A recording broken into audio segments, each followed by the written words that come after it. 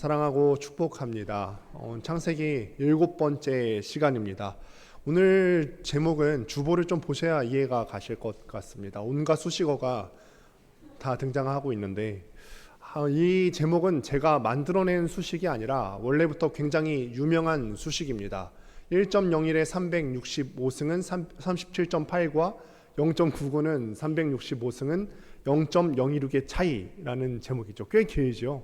근데 말씀을 들으면서 이 제목에 대해서 함께 또 생각할 수 있게 되기를 바랍니다. 원래부터 있었던 굉장히 유명한 수식인데요. 1.01의 365승이 어떻게 된다고 했죠? 37.8이라고 나왔습니다. 0.99의 365제곱은 0.026 정도 됩니다. 그러니까 1이라는 숫자에서 0.01, 그러니까 1%, 100분의 1 정도를 더하고 빼서 365 제곱하면은 저 정도 차이가 난다는 거죠. 1에서 0.01을 더해서 365승을 하게 된다면 37.8이 된다는 거죠. 이거를 우리의 삶에 한번 대입해 보는 것입니다. 1을 우리의 삶 가운데 주어진 하루라고 대입을 해보도록 하겠습니다. 이 하루에 우리가 매일 1%씩 더 노력을 한다고 계산하고 그 노력이 1년간 365일간 이어지는 것을 365승이라고 한다면 처음에 1이었던 숫자는 365일이 지나서 37.8이 되게 됩니다. 그러니까 퍼센트로 따지면은 원래 1에서 37.8이 되었으니까 3700%, 약 3700, 800%가 증가를 하게 된다는 것입니다. 그런데 어제라고 하는 하루를 1%씩 뺀다고 덜 가꾸게 된다면 이것이 1년이 지나게 된다면 365일이 지난 후에는 0.026이라고 하는 아주 형편없고 파괴적인 결과가 나오게 된다는 것이죠. 근데 우리의 삶은요, 굉장히 영적인 삶이기 때문에 우리의 눈에는 잘 보이지가 않습니다. 우리의 눈에 내가 노력하는 것이 눈 가시적으로 잘 보이지 않고 계산되지가 않습니다. 우리가 살아가면서 내가 노력하면서 내 눈에 보이지 않아요. 그래서 우리가 모를 수 있다는 거죠. 자칫하면요, 우리 눈에 보이지 않기 때문에 내가 1%씩 노력을 덜해서 저런 파괴적인 결과가 우리 삶 가운데 있을 수 있겠다. 또 반대로 최선을 다해서 우리가 1%씩만 노력을 더하는 거죠. 매일 1%씩 우리의 삶에 노력해서 자신의 삶을 가꿀 수도 있겠습니다. 그런데 이것이 하루 이틀 정도면 차이가 안 날 수 있겠지만 이것이 1년이 지나고 365일이 지나면 아주 돌이킬 수 없을 만큼 거대한 차이를 낳고 만다는 것입니다. 이게 우리의 삶 가운데 주어지는 두려움이죠. 우리 인생 가운데 주어지는 두려움이에요. 저도 이 공식을 보고서 그럴 수도 있겠다. 그럴 수도 있겠다. 1% 우리 눈에 보이지도 않는데 이 1% 노력을 매일 더 하느냐 덜 하느냐에 따라서 시간이 오래 지나고 나면은 엄청난 결과가 생길 수 있겠다. 하루하루 내가 주님 앞에 살아간다는 것이 어떤 의미인지 우리가 깨닫게 되는 것입니다. 창세기의 저자 모세가 지금까지는 아브라함에 대해서 쭉 이야기를 하다가 오늘 본문에서는 롯으로 주의를 돌리게 됩니다. 롯 역시도 가나안을 살아가는 사람이에요. 그런데 이 롯이 가나안 땅에 와서 아주 잘 정착을 하게 된 것 같습니다. 오늘 본문 1절을 보니까 자막을 한번 보시면은 본문 1절에 롯이 성문 위에 앉아있는 사람이 되었습니다. 성문 위에 앉아있다가, 이것을 우리가 말씀을 보시게 되면 그냥 지나쳐 읽을 수가 있게 되는데, 보통 성문이라고 하는 장소가 고대 성에서는 어떤 역할을 하게 되냐면 사람들이 많이 모이기 때문에 그곳이 시장의 자리가 되기도 하고 또는 재판장의 자리가 될 수도 있겠다라고 한 것을 제가 저번에 말씀을 드린 바가 있습니다. 그러니 그 성문 위에 앉았다라고 하는 것은 이 롯이 그 땅에 잘 정착을 한 거죠. 법관이 되었던 것이고 재판장이 되었던 것이고 그 땅에 어른이 되었다는 것이죠. 한마디로 롯이 그 소돔 땅에 들어가서 잘 정착했다. 어느새 그는 그 지역의 어른이 되었고 또 그 지역의 법관이 되었습니다. 근데 그 땅의 법관이 되어 있는 롯 앞에 하늘의 법관 하나님으로부터 보내진 두 심판자 천사가 보내지게 되는 것이죠. 하나님이 지금 이 말씀을 통해서 무섭게 대조를 해놓고 계시죠. 땅의 심판자, 땅의 법관인 이 롯과 또 하늘의 심판자인 하나님으로부터 보내진 두 천사, 아주 무섭게 대조를 해 놓습니다. 이 만남 가운데서 롯은 관례를 따라서 행동을 하게 됩니다. 제가 지난번에 말씀을 드린 바가 있었지만 이 지역에서는 상대를 막론하고 손님이 오게 되면 정중하게 그 손님을 모시는 것이 관례였어요. 그래서 자기 앞에 온 낯선 두 사람에게 엎드려서 절하면서 오늘 우리 집에 오셔서 식사하시고 오늘은 우리 집에서 주무시고 가시죠. 이렇게 권하죠. 그러면은 이 말을 들은 사람들이 들을만도 한데, 이 요청을 들을만도 한데 그 지나가던 두 천사는 거절하게 됩니다. 나는 오늘 그 집에 들어가지 않겠다. 너희 집에 들어가지 않을 거야. 거리에서 밤을 새우겠다. 이렇게 완곡하게 거절을 하죠. 여러분, 그게 그렇습니다. 이럴만합니다. 지금 이 두 천사가 왜 이 성에 와 있죠? 이 소돔성을 멸하려고 왔죠. 하나님의 명령을 따라서 이 소돔성 가운데 불심판을 내리려고 왔습니다. 그러니 어떻게 그 집에 들어가서 편안하게 식사하고 편안하게 그 집에서 밤을 지새울 수가 있겠습니까? 마치 이 롯의 제안을 거절한 것 자체, 여기서부터가 심판의 서막인 것 같습니다. 그런데 롯은 그걸 모르잖아요. 천사는 그 사실을 알고 거절하지만 롯은 그걸 모르잖아요. 그러니 예법을 따라서 또다시 간청하죠. 그러지 마시고, 거절하지 마시고 우리 집에 오셔서 식사도 하시고 오늘 밤에는 우리 집에 오셔서 주무시고 가세요. 너무 간절하게 간청하니까 이 두 천사가 롯의 집에 들어가게 됩니다. 그리고 식사는 간단하게 하고 저녁 늦게 잠자리에 누우려고 하는데, 오늘 본문에 보니까 그 소돔성에 노소를 막론하고 애나 어른이나 할 것 없이 원근에서 쫓아온 남자들의 문을 쾅쾅 두드리면서 롯에게 요청합니다. 본문 5절 말씀 같이 한번 보도록 하겠습니다. 함께 읽습니다. 시작. 오늘 밤에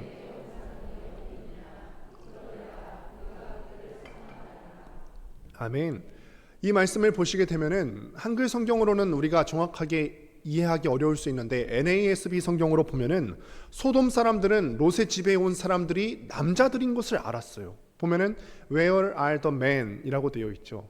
이 롯의 집에 들어온 천사들이 남자들인 줄을 알고서 이 롯의 집으로 찾아와서 문을 쾅쾅 두드렸다는 것입니다. 여기서 상관한다는 말, 이 말의 히브리어 원래 뜻은 알다라고 하는, 야다라고 하는 동사가 쓰여지게 되는데, 원래 이 단어는 부부관계에서 쓰여지는 거예요. 우리가 어떤 정보를 아는 것이 아니라 그 사람을 같이 친밀하게 교제하고 경험하고 그래서 안다. 부부가 어떻게 더 알아가게 되냐면 부부관계를 통해서 직접 겪어보면서 더 알아가지 않습니까? 그렇기 때문에 이렇게 깊이 있게 안다는 뜻이기 때문에 원래 이 히브리어 단어를 번역하게 되면 성관계한다라는 뜻이에요. 그러니까 지금 어떤 의미죠? 노소를 막론하고 원근에서 남자들의 무리가 왔어요. 근데 남자들이 그 집에 들어간 사람들이 남자인 줄 알았대요? 여자인 줄 알았대요? 남자인 줄 알고 성관계를 하겠다, 동성애를 하겠다. 모든 남자들이 그 대문 앞에 와서 문 두드리며 말하기를 오늘 너희 집에 온 두 남자들과 내가 성관계 맺기를 원하니 빨리 문 열어라 하는 말입니다. 이게 소돔 스타일입니다. 소돔의 스타일이었어요. 소돔 땅이 하나님이 창조하셨을 때는 그렇지 않았겠죠. 그런데 소돔 땅이 그렇게 악해지고 그렇게 황폐해졌어요. 그래서 사람들은 이 소돔이라고 하는 더럽고 악독한 도시의 이름을 따서 여러 가지 영어의 단어를 후세에 만들게 되는데, 얼마나 문란했는지 설명하는데 이런 단어들이 있게 됩니다. 자막을 함께 보실까요? 소돔이라고 하는 것은 동성애를 뜻하는 단어입니다. 그리고 소도마이트라고 하는 것은 동성애자이고, 이 소도마이트 동성애자에서 맨 앞 글자를 큰 S로 바꾸게 되면은 소돔 사람을 의미하는 것입니다.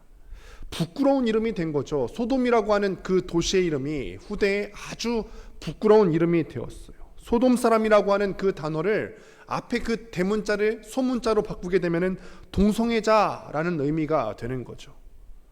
여러분, 제가 이 지점에서 한 가지 확실하게 짚고 넘어가야 할 것이 있습니다. 저와 우리 모든 사람은 다 주님 앞에 죄인이죠. 이거를 인정하시죠? 다 죄인입니다.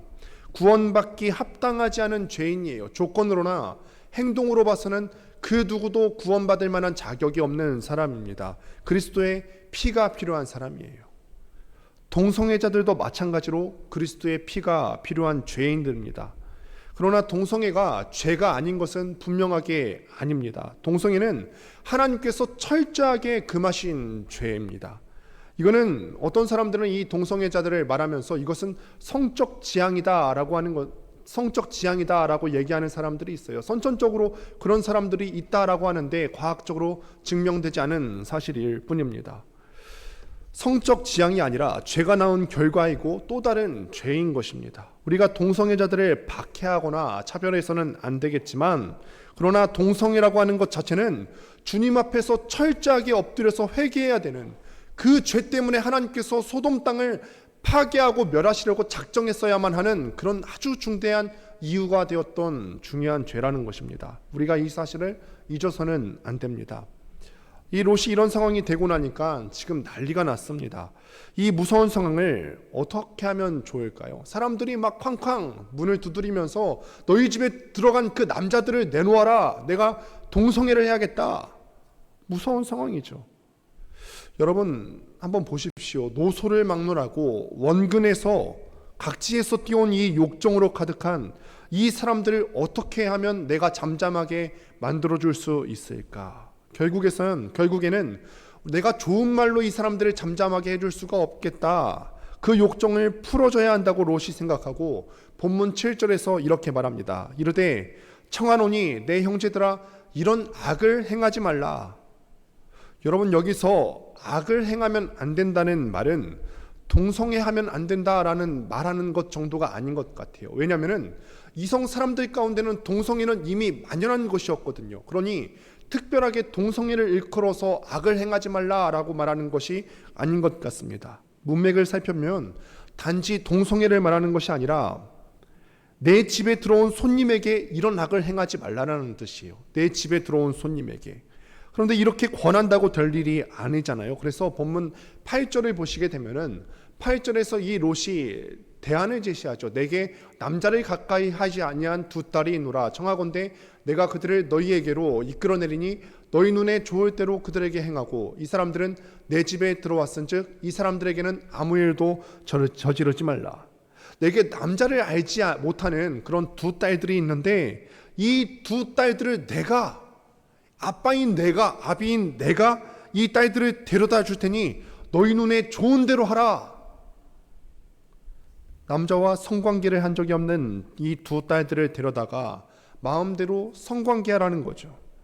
여러분 이게 상식적으로 이해가 가십니까?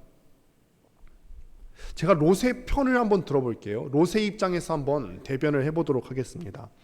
당시 가나안 법에는 약혼한 여자를 함부로 건드리면 안 되는 법조항이 있었어요. 아마 이 롯이 그 법조항을 믿고 이렇게 말했을 수도 있겠죠. 내가 두 딸들을 이 사람들한테 데려다 놓으면은 이 사람들이 그 법조항이 무서워서라도 내 딸들을 건드리지는 않겠지. 그러면 내 딸들도 무사하고 내 집에 온 손님들도 안전할 수 있겠다라고 생각할 수도 있습니다. 그런데 여러분 그 법이 있다고 해도 그럴 수 있겠습니까? 법이 강하면 사람들이 죄를 안 짓고 법이 약하면, 법이 말랑말랑하기 때문에 사람들이 죄를 짓는 것일까요? 이 법이 약하기 때문에 지금 우리 한국 사회 가운데 이런 추악한 행위들이 일어나고 있는 것일까요? 그게 아니죠. 벌이 무서워서 죄를 안 짓고 벌이 안 무서워서 죄를 짓는 것이 아니라 이 마음을, 욕정을 다스릴 수가 없어서 죄를 짓는 거잖아요. 그런데 롯은 왜 이렇게 행동하는 거죠? 어떻게 이 욕정으로 들끓고 있어서 노소를 막론하고 원근에서 뛰어온 욕정 가득한 그 남자들에게 그 귀한 두 딸을 직접 데려다가 내어줄 수가 있다는 말입니까? 이거는 아비로서 할 수가 없는 행동이에요. 그런데 롯이 지금 왜 이렇게 하죠? 롯이 왜 이렇게까지 하는 것 같으세요? 롯이 지금 이 땅 가운데 살면서 지켜야 될 것들이 생겼어요. 지금까지 내가 소돔에서 쌓아온 지위랑 명예가 있다는 거죠. 그 지위와 명예를 지키면은 우리 가족도, 우리 손님들도 내가 지킬 수 있겠다라고 생각하는 거죠. 그런데 가만히 이 이야기를 들어보면은 롯이 지금 철저하게 소돔 스타일로 몰들어가고 있음을 우리가 볼 수가 있습니다. 그때 그는 그렇게 말했으면 안 됐죠. 내 딸들이 있다. 남자들을 알지 못한 내 두 딸들이 있다. 얘네들을 데리고 네 마음대로 해라. 이렇게 말하면 안 되고 차라리 나를 죽여라. 그랬어야죠. 차라리 나를 죽여라. 이게 법관다운 태도고 이게 아빠다운 태도 아닙니까? 그런데 그 험악한 자리에 어떻게 키운 딸인데 그 두 딸을 내주다니요. 이거는 철저하게 이 롯이 소돔화 되었다는 것을 나타내주고 있습니다. 이 이야기를 들은 소돔 사람들은 롯에게 중요한 말 하나를 던지게 되는데 9절 말씀을 같이 한번 읽도록 하겠습니다. 시작.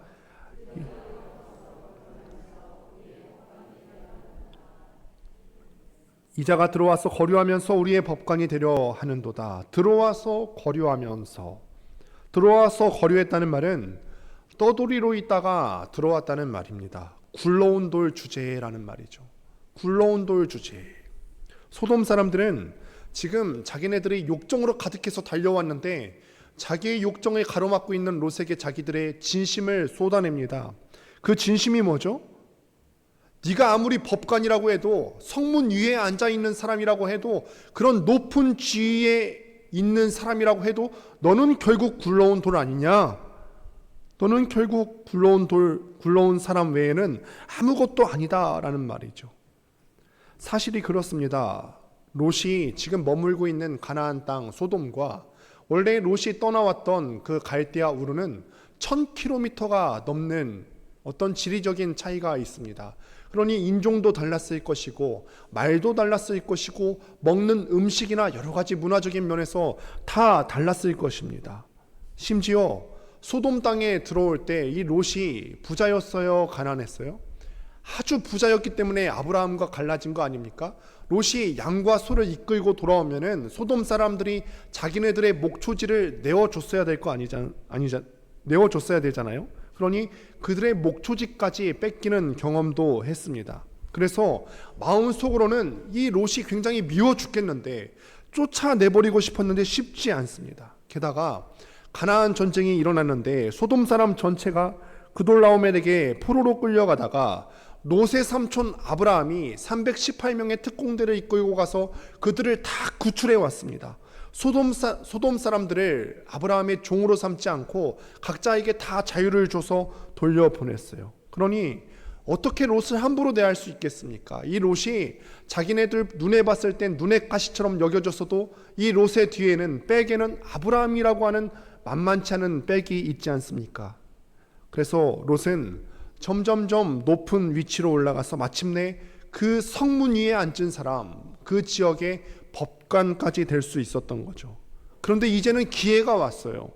저 눈에 가시 같고 굴러온 돌 같은 녀석을 쳐버릴 기회가 온 것이죠. 그래서 내가 너희 집에 들어온 손님보다 너를 먼저 좀 해쳐버려야겠다. 너부터 죽이고 이 일을 행하겠다고 달려듭니다. 롯은 처음에는 그렇게 생각했죠. 자기 지혜로 자신의 가족도 자기의 손님들도 내가 지킬 수 있을 거다라고 생각했어요. 그렇게 하면은 자신의 법권의 지위도 지켜질 것이라 생각하지만 오늘 본문을 잘 읽어보시면은 전혀 그렇게 되지 않았어요. 손님이 지켜진 것도 롯의 두 딸들이 지켜진 것도 롯 때문에 지켜진 것이 아니라 롯의 집에 왔던 두 천사들이 스스로 지킨 거고 천사들이 딸들도 지켜줬어요. 롯이 그렇게 지키기 원했던 자기의 지위와 또 명예가 완전히 땅에 짓밟혀서야 알게 되었습니다. 나는 굴러 들어온 돌 같은 존재가 된 거죠.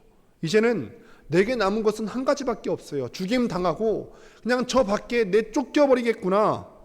그런데 가까스로 자기 목숨 하나 구하기 어려운 위태한 상황에서 방문한 천사들에 의해서 지금 롯의 생명이 구해졌잖아요. 그러면서 천사가 다급하게 얘기하는데 본문 13절 말씀 같이 한번 읽어보도록 하겠습니다.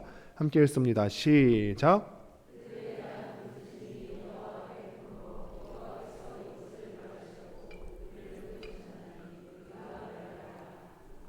아멘. 우리 집에 저 욕정이 가득한 남녀 사람들이 온 것도 참 큰 일인데 이보다 더 큰 일이 내 눈앞에 찾아왔음을 직감했죠. 진짜 큰일 났다는 것을 깨달았어요. 여러분 얼마나 이 롯이 놀랐겠습니까? 더군다나 이 천사에 의해서 정말 기적과 같은 방법으로 목숨을 건졌잖아요. 이 기적과 같은 능력으로 내 목숨을 건져준 천사들이 하는 말이니까 확실하지 않겠습니까? 그래서 두려운 마음으로 급히 나가서 사이들에게 달려갔죠. 그런데 여러분, 여기서 문제가 생깁니다. 롯이 사이들에게 천사들이 한 말을 전달해요. 이 땅이 이제 멸망한데, 하나님의 천사들이 왔는데 이 땅이 망한데, 심판하신데 우리 빨리 떠나야 돼, 빨리 나가래. 이 말을 할 때 롯이 어떤 태도로 말했을까요? 그래도 내가 법관인데 점잖게 얘기해야지 하고 점잖게 얘기했을까요? 이 땅이 멸망한데, 얘들아 이 땅이 멸망하는데 같이 가지 않을래? 이렇게 얘기했을까요? 아니면 아주 다급하게 얘기했을까요? 아주 다급하게 얘기했을 겁니다. 아주 간절하게 눈에 핏발이 솟아 말했겠죠. 간절하게 말했을 겁니다. 나를 구해준 그 천사들의 능력으로 보건대 그 천사들이 말한 심판은 반드시 올 거예요. 심판은 확정됐습니다. 빨리 나가야 됩니다. 얼마나 간절하게 매달렸겠습니까? 그런데 사이가 어떻게 여겼다고 하죠? 농담으로 여겼더라. 장인어른은 눈에 핏발이 솟아 급해갖고 다급한 마음으로 이 성이 곧 망한데 우리 빨리 달아나야 돼, 빨리 도망가야 돼. 성에서 나가자고 하는 이 장인의 말을 사이가 농담으로 여겼대요. 여기 나오는 이 농담이라고 하는 히브리어 단어가 킴차크라고 하는 단어예요. 지난 시간에 아브라함과 사라가 하나님을 비웃는다고 했을 때 어떤 히브리어 단어가 쓰였다고 했는지 기억나세요? 이차크라는 단어가 쓰였어요. 비웃다라는 뜻인데 이 비웃다라는 단어에서 킴차크라는 단어가 나왔어요. 농담으로 여겼더라. 장인이 얘기하는데 콧등으로 비웃었다는 거죠. 여러분, 이때보다 더 비참한 때가 또 있을까요? 법관의 명예를 빼앗기고 말지. 그렇게 간절히 말해도 그 말을 비웃고 농담으로 여기는 이 사이들을 보면은 이 롯이 인생을 잘못 산 거죠. 양치는 소년을 아십니까? 늑대가 온다고 빨리 도망가라고 아무리 외쳐도 저것도 거짓말한다고 마지막에는 사람들이 안 들어줍니다. 누가 잘못한 거죠? 양치기 소년이 그 평상시 태도가 잘못된 것 때문에 사람들이 나중에 안 믿어줬죠. 듣지 않은 사위는 그 듣지 않음으로 인해서 곧 죽게 될 것입니다. 그런데 한번 묻습니다. 누가 사위를 농담으로 여기게 만들었을까요?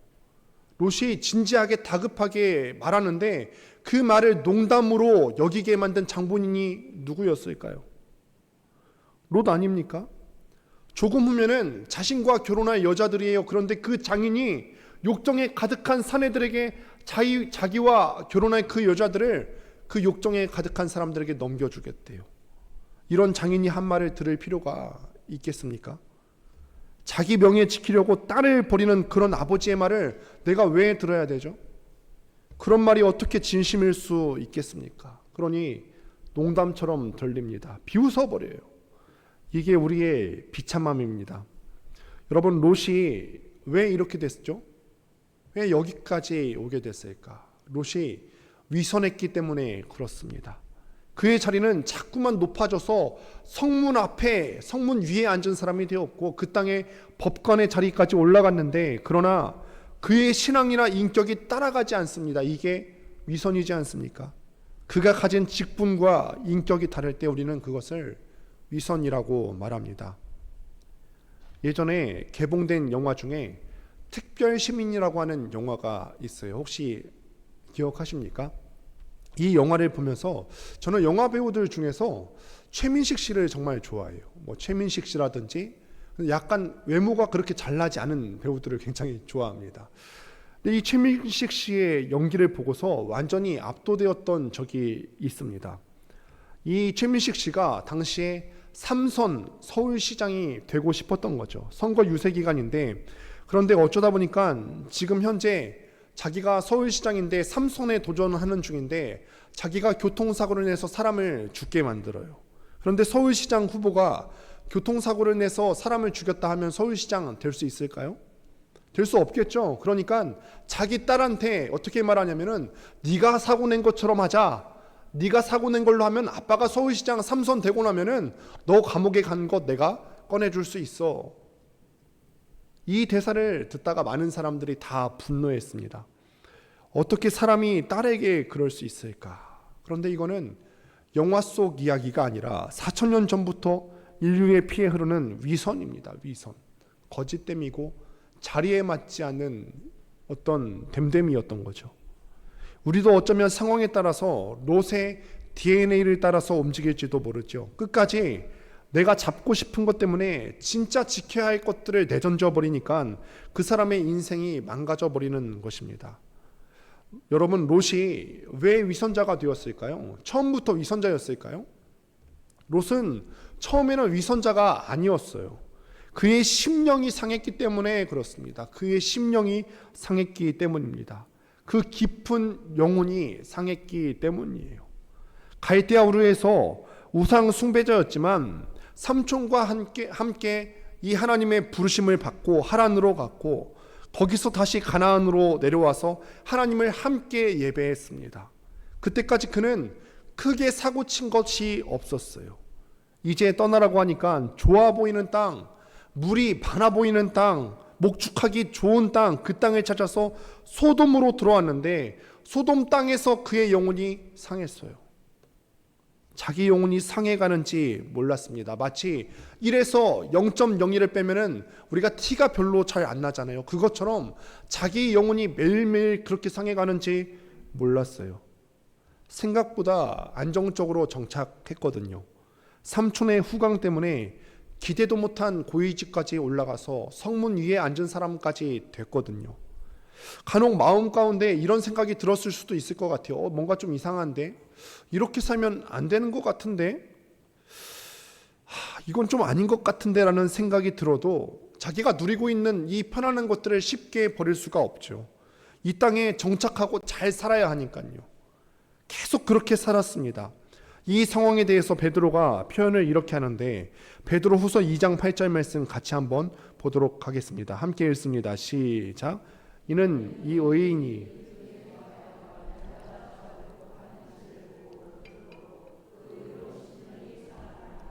여기 말하는 이 의인이 롯입니다. 롯은 원래 처음부터 소돔의 죄를 짓고 산 것은 아니었어요. 내가 그 죄를 짓고 싶지 않았어요. 그냥 그 자리에 있었을 뿐이고 나는 그 땅에 그냥 살았을 뿐이고 보고 들었을 뿐인데 사람들이 살아가는 것을 날마다 보고 들었을 뿐인데 그렇게 하루가 지나고 이틀이 지나고 365일 1년이 지나다 보니까 그 의로운 심령이 상했다라는 거죠. 여러분 참 두렵지 않습니까? 나는 절대 안 그럴 것 같죠. 나는 절대 그렇지 않을 거야. 나는 소돔 사람처럼 안 될 것 같죠. 소돔이 동성애자래. 소도마이트 동성애자래. 나는 절대 안 그래야지. 나는 롯처럼 안 될 것 같으시죠. 그러나 성경은 그렇게 얘기하지 않아요. 의로운 자도 처음에 롯이 의인이었대요. 그 의인도 날마다 보고 듣는 것에 의해서 그 심령이 상해갔대요. 그 의로운 자도 날마다 보고 듣는 것에 의해서 영향을 받고 심령이 상한다고 하잖아요. 그 예를 한번 들어볼까요? 아브라함이 하나님의 인도하심에 따라서 왔다가 하늘에 있는 별 그림책도 하나님께서 보여주셨죠. 이 땅 가운데 바다의 모래가 그림책도 하나님께서 보여주셨어요. 그런데 아브라함이 하나님이 보여주시는 것만 보지는 않았죠. 가나안 땅에 그 땅의 사람들이 사는 모습을 봤어요. 그 사람들이 아들이 없으면 어떻게 살아갔죠? 첩을 들여서 아이를 낳는 것을 본 거죠. 그때 마침 아내인 사라도 그렇게 말했죠. 첩을 들여서라도 아이를 가져라. 이 아브라함이 참 의인이었고 하나님께서 보여주신 것도 많이 보던 사람이었지만 자기가 보고 듣는 것에 의해서 가나안 사람들 보니까 첩을 두어서 아들을 낳네. 자기도 그렇게 아이를 낳습니다. 그 지역 사람들이 하는 대로 보고 들었을 뿐입니다. 그런데 그것이 큰 죄였고 이스마엘 때문에 지금도 고통당하고 있지 않습니까? 지금 이 본문을 기록한 사람은 모세입니다. 창세기는 어디서 기록이 됐죠? 이거는 또 어려운 문제네요. 지금까지는 누가 창세기의 저자죠? 라고 물어봤는데 이번엔 또 어디서 기록이 됐죠? 라고 물어보네요. 어디서 기록이 되었냐면은 모세가 시내산에서 기록을 했어요. 시내산에서 기록을 합니다. 아직 시내산에서는 광야에서의 방황이 시작되지 않았던 때입니다. 광야에서의 방황이 예고되지 않았습니다. 그러니까 이스라엘 백성들 입장에서는 지금 이 시내산에서 하나님의 말씀 율법 받고 나면은 곧 가나안 땅으로 2주 안에 가나안 땅에 들어갈 거였습니다. 모세도 그렇게 생각을 했겠죠. 얘들아, 이제 우리가 저 땅에 곧 들어갈 건데 저 가나안 땅은 굉장히 무섭다. 우리가 저 땅에 들어가는 것을 쉽게 생각하면 안 돼. 우리의 믿음의 조상인 아브라함도 그 땅에 살다가 심령이 상했고, 우리의 조상인 사라도 그 땅에 살다가 보고 듣는 것에 의해서 심령이 상했던 적이 있어. 그 조카인 롯도 소돔 땅에 들어갔다가 처음엔 의인이었는데 그 땅에서 살다가 보고 듣는 것에 의해서 하루가 지나고 이틀이 지나니까 심령이 상했어. 이제 곧 저 땅에 들어가야 되는데 내가 이것도 가져야겠고 저것도 가져야겠는데 다 못 가져도 꼭 한 가지 가져야 될 것이 있는데 바로 보고 듣는 것을 주의하는 태도다. 이 보고 듣는 것 잘못하면은 까딱하면 망가지고 돌이킬 수 없게 될 거다. 설교를 시작하면서 1이라고 하는 숫자가 어떻게 37.8로 1이라는 숫자가 어떻게 0.026이라고 하는 돌이킬 수 없는 차이를 1년 만에 가져오는지 제가 설명을 드렸어요. 말씀을 맺습니다. 우리의 거짓 평안에 속지 않을 수 있게 되기를 바랍니다. 잘하고 있다고 스스로 생각하시면 안 돼요. 내가 지금 잘하고 있지, 이 정도면 잘하는 거 아닌가 스스로 속이시면 안 되고 스스로 거짓 평안에 넘어가시면 안 됩니다. 오히려 오늘 이 예배의 자리에서 내가 보는 것을 의심하셔야 되고 내가 듣는 것을 계속해서 의심하셔야 됩니다. 내가 직장에서 듣는 세상의 메시지도 날마다 의심하셔야죠. 이게 맞는 것인가? 그리고 하나님 앞에서 엎드려서 고요히 기도하실 때 반주 주실까요? 주여, 주의 말씀만 내 영혼을 삼켜주시고 주의 영혼이 내 영혼을 새롭게 하시고 주의 날개로만 나를 덮어 주옵소서. 그래야 내가 살 수 있습니다. 내가 이 세상 가운데 살아가면서 365일을 이 세상에 몸담고 살아가는데 보고 듣는 것에 의해서 내 심령이 상하지 않도록 나를 지켜주옵소서. 오늘 이렇게 낮은 자세로 납작 엎드려 기도할 수 있게 되기를 바랍니다. 이 가나안을 살아가려니 참 힘드시죠. 이 소돔 땅 가운데서 어쩌면 지금 우리가 살아가고 있는 이 한국 사회가 소돔 땅보다 더 악한 것 같아요. 어떻게 이럴 수 있습니까? 어떻게 대낮에 내가 사람들에 의해서 죽임당할까봐 무서워하는 시대가 되었어요. 그 사람들만 그럴까요? 내 마음 가운데는 그렇게 악한 마음이 없을까? 우리 사회가 전반적으로 병들게 되었다는 것입니다. 여러분, 이 자리에서 우리가 정말로 믿음 지키고 사셔야 될 것 같습니다. 이 가운데에서 매일매일 우리가 결단하는 거예요. 나는 이 1이라고 하는 매일 가운데 0.01을 더하면서 살아가야 되겠다. 우리가 자칫 잘못하다가는 눈에 안 보이기 때문에 1%를 덜 노력한 채로 살아갈 수가 있어요. 그러나 그것이 우리에게 참담한 결과를 가져올 수 있게 된다는 거예요. 여러분 꼭 기억하셔서 보고 듣는 것을 날마다 의심하시고 1%를 더 믿음의 삶을 살 수 있게 되기를 주님의 이름으로 축원드립니다. 오늘 시간에